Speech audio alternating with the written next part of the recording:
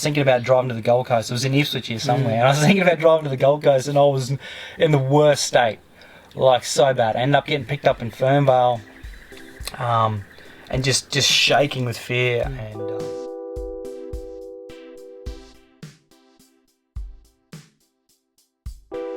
addiction is something we all wrestle with, whether we admit it or not. And yet, to get free of an addiction could be one of the most difficult things we'd ever do in life. And today we speak with Joe, who is addicted to hard drugs. And we hear his story of how he got free. He's been free of drugs for over a year now. And it's such a fascinating story as he shares what helped him, though it wasn't easy, finally get rid of the drugs. Let's go to the interview with Joe now. I've known you a short time, Joe, and you seem like somebody that's, pretty happy and at peace with life. Mm-hmm. Have you always been like that? No. Really? No. My peace was very conditional. So it's evident that in my life from a young age till now, well, not till now, but for a lot of my early years, I had to have some sort of substance in my system. So whether it was alcohol, drugs, or anything like that, that was what I was fighting for and what I needed, to be honest. As time went on, it got bad. The true nature of drugs and what's behind it, the darkness behind it, started to reveal itself. And it wasn't until I was fully addicted that it started to reveal itself. And that's the trap. The trap is, it gives you peace, it gives you joy, it gives you what you think you need, and you're a functioning addict, but eventually it catches up with you, and it doesn't have its full effect until you are so addicted that even when it's going to kill you, you'll still run to that drug house. You'll still run to where that's the brutal truth behind that. So. Mm-hmm. Where did that start for you, the taking of drugs? Well, the drugs and alcohol. 15 was the first time I got drunk at a party, an open house party in Ipswich somewhere. With some friends and that, and then started smoking marijuana when I was 17. First time I got introduced to it was at an 18th, and didn't want to do it. I hated it, in fact, and then influence of others and people around me, I had a go at it and coughed my lungs up and thought I'd never do that again. And then, but I had planted a seed, alcohol and drugs, in those early years, and it was never bad. It was never bad enough to worry about. You'd have a little bit here and there at a party, or you'd have a drink here and there and stuff like that, but I was never addicted. It was just something you did and didn't think anything of it. And that's how it started. It wasn't until like early 20s I was partying a bit harder with heavier drugs like cocaine and ecstasy, and doing that every weekend, and then that was okay, because even then I was putting that away. But there were signs there that I realised that I was quite dependent, and I liked this stuff a bit more than I should. And I knew if I had a source to it, I'll be in trouble. But that was in my subconscious and didn't really worry about it until I hit 25. I was working out west, and then I was introduced to the real heavy drugs, I guess, like methamphetamine and stuff, and that's when things got really bad. Really bad. Like I was fully addicted every weekend, and then it turned out to be every weekend to every day. What was it that really made you decide, I've got to get off these drugs? A few things, really. Realizing that it doesn't just hurt you and yourself. Like at first you believe that you're not hurting anyone, and you hear so many people say it, and it's true in a way, but that's the deception. You feel like you're only hurting yourself, which is true, and that's definitely a reason to give it up.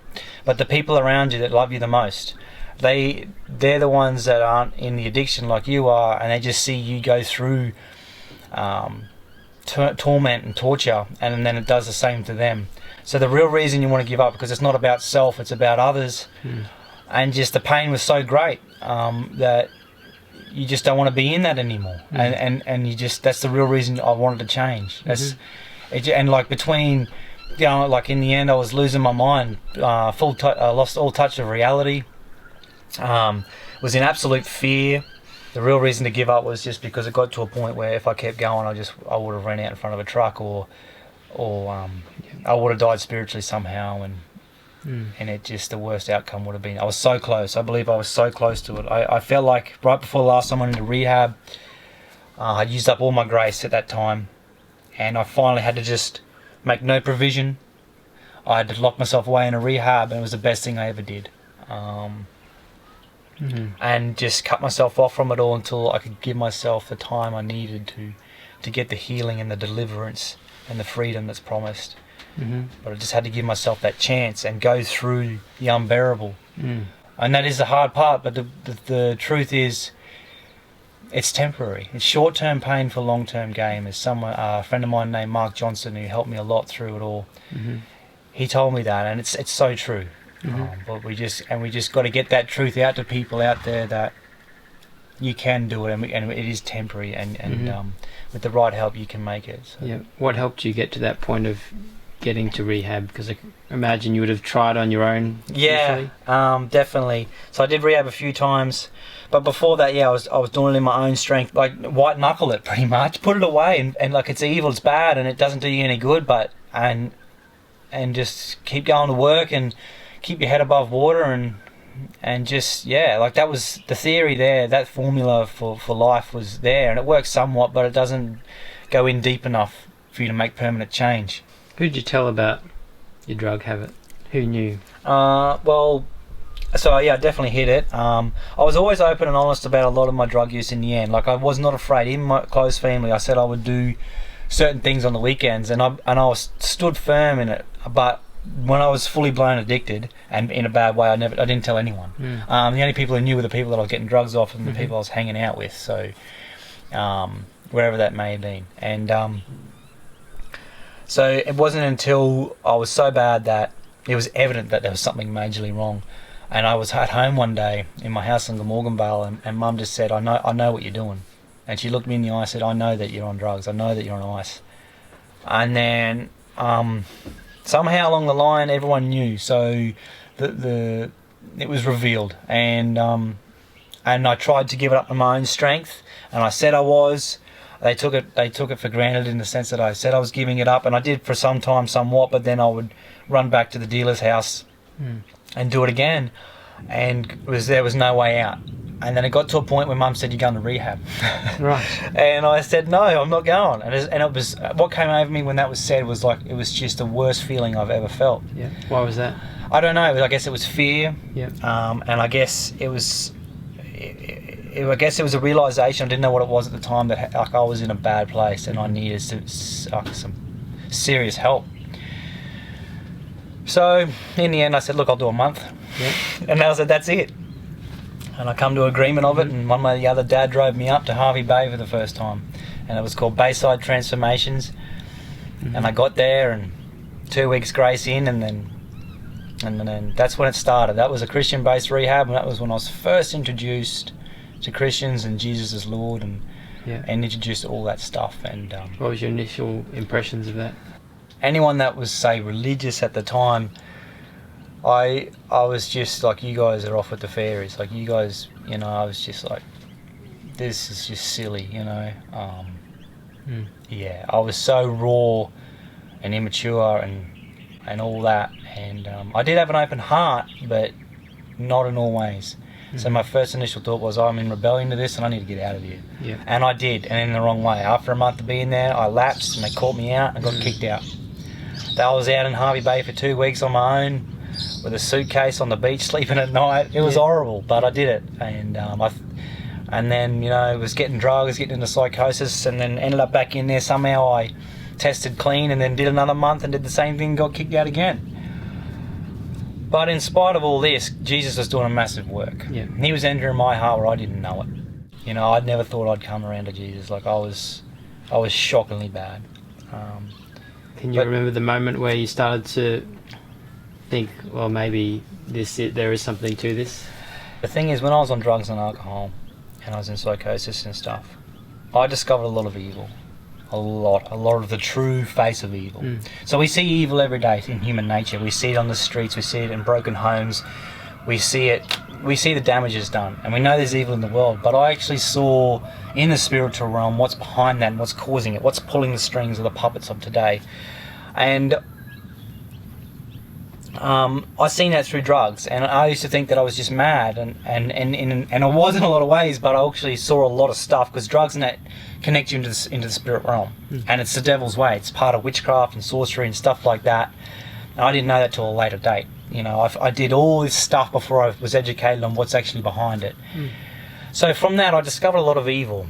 It was definitely before the last time I went to rehab, I had that massive episode, massive psychosis, and I could smell the sulphur of hell in a spiritual realm. And I know hell straight down, and I've experienced a lot of spiritual stuff, and the realness of it. And I was praying to Jesus, and I was just, save me, just help me, and I've done it so many times, and he did. I know he heard my prayers, and I with a little bit of belief, a little bit of faith, I stepped out, and he revealed himself to me in many ways, and I allowed his truth to enter my heart, and it's changed me today. And so even though it was a bit of a blur, you were speaking to Jesus during that time. I knew he was real, because I accepted him. I've been baptized 4 times, believe it or not. Right. I just couldn't. I didn't have the full understanding of it, but I was just kept trying to submit to him. I'm like, this is it, Jesus. I'm gonna lay my life down, and I'm not gonna do this anymore. But it's not about that. We make mistakes every day.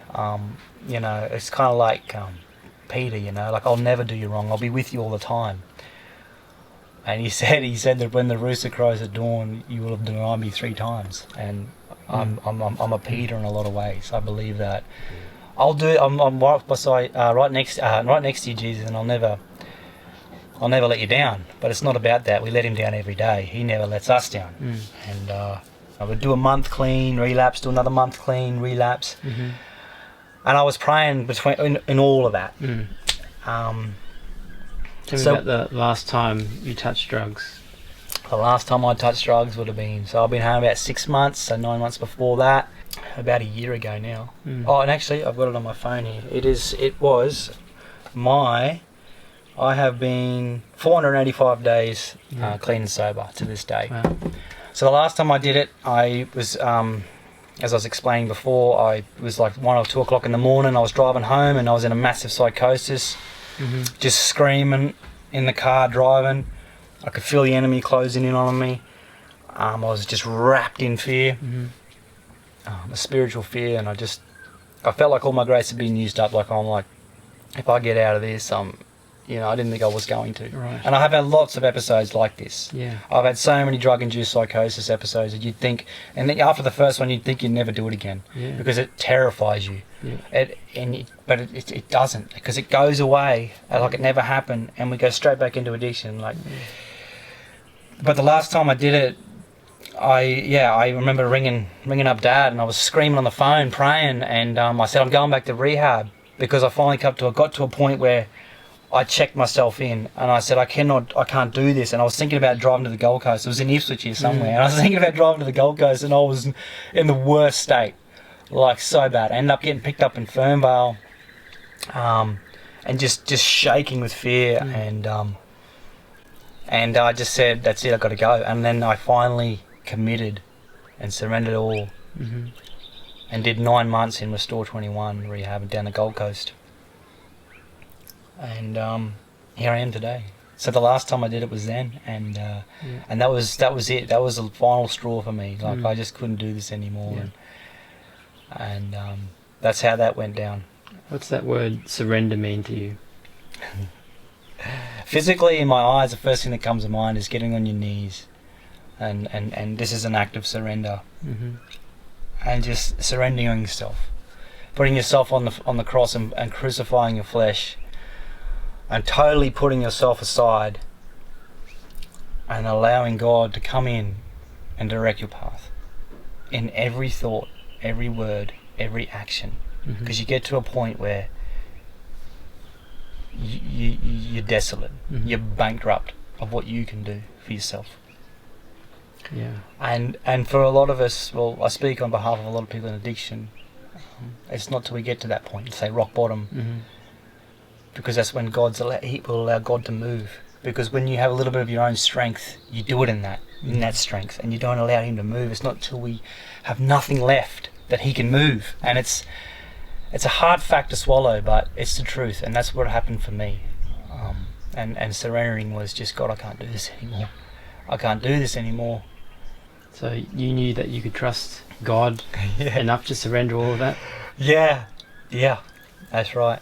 Is that through reading the Yeah, Gospels, through reading the Word, Yep. through because the rehab was obviously, it was faith-based. It was Christian surrounded, and I'm so grateful for that. I'm so glad I didn't end up in some mental ward or some clinic, some government clinic that's, just drugs you up and sedates you, and it's I don't want to go into that, but it's horrible. But I'm so glad I didn't need anything. I'm not on any drugs now. I'm on nothing. I'm just on a good bill of health from Jesus and good eating and just being healthy and fit. But what have you learned about addiction? Generally speaking, addiction. It's very real.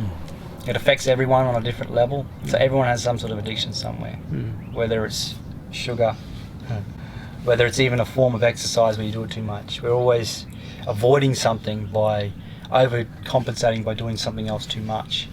And it's one extreme the other, One thing I learned about it is it's relentless. It will take you down if you let it. But all I can say about it is there is freedom if you want it. You just got to give yourself a chance. All I can say for anyone out there that's struggling,